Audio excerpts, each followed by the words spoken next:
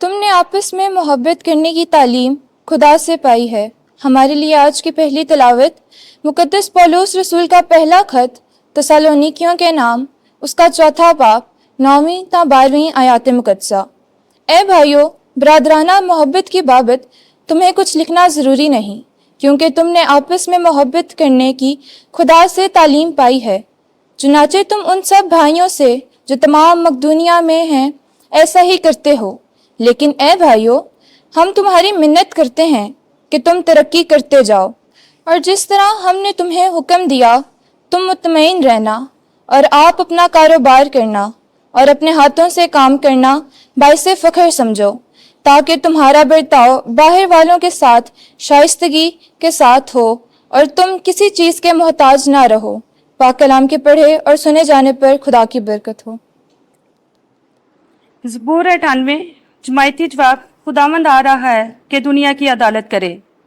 خداوند کے لیے ایک نیا گیت گاؤ، کیونکہ اس نے تعجب انگیز کام کیے ہیں۔ اس کے دستے راست نے اور اس کے قدوس بازو نے اسے فتح بخشی ہے۔ جماعتی جواب۔ خداوند آ رہا ہے کہ دنیا کی عدالت کرے۔ سمندر اور اس کی معموری، جہان اور اس کے باشندے گونج اٹھے، دریا تالیاں بجائیں اور ساتھ ہی پہاڑ خوشی سے للکاریں خداوند کے حضور، کیونکہ وہ آ رہا ہے، وہ آ رہا ہے تاکہ دنیا کی عدالت کرے۔ جماعتی جواب۔ خداوند آ رہا ہے کہ دنیا کی عدالت کرے۔ آمین۔ خداوند آپ کے ساتھ ہو۔ انجیل مقدس متی کے مطابق اے خداوند تیری تمجید ہو۔ 25واں باب 14 سے 30 آیت۔ تو تھوڑے میں دیانتدار نکلا ہے، اپنے مالک کی خوشی میں شامل ہو۔ ایک دن یسوع نے اپنے شاگردوں سے کہا، کسی آدمی نے ایک اور ملک کو جاتے وقت غلاموں کو بلا کر اپنا مال ان کے سپرد کیا۔ ایک کو 5 قنطار دیے، دوسرے کو 2، تیسرے کو 1، ہر ایک کو اس کی لیاقت کے موافق دیا، اور سفر کو روانہ ہوا۔ جس کو 5 قنطار ملے تھے وہ فوراً گیا اور ان سے لین دین کر کے 5 اور کما لیے۔ اسی طرح جسے 2 ملے تھے اس نے بھی 2 اور کمائے۔ لیکن جسے 1 ملا تھا اس نے جا کر زمین کھودی اور اپنے مالک کا قنطار چھپا دیا۔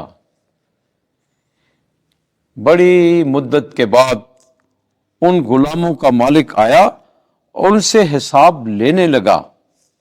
جسے 5 قنطار ملے تھے وہ 5 قنطار اور لے کر حاضر ہوا اور کہا، اے خداوند، تو نے 5 قنطار مجھے سپرد کیے تھے، دیکھ میں نے 5 اور کما لیے۔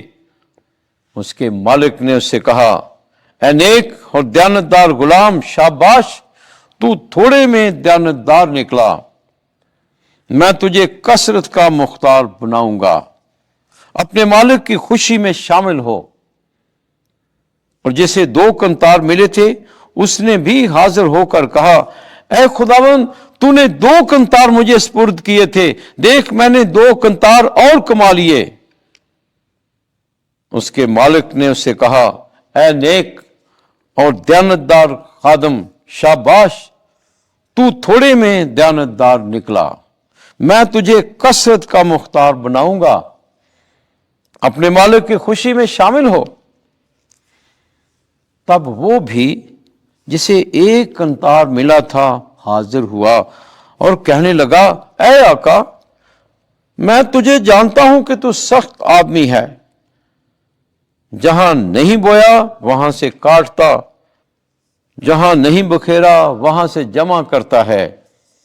بس میں نے ڈرتے ہوئے جا کر تیرا قنطار زمین میں چھپایا، دیکھ جو تیرا ہے وہ موجود ہے۔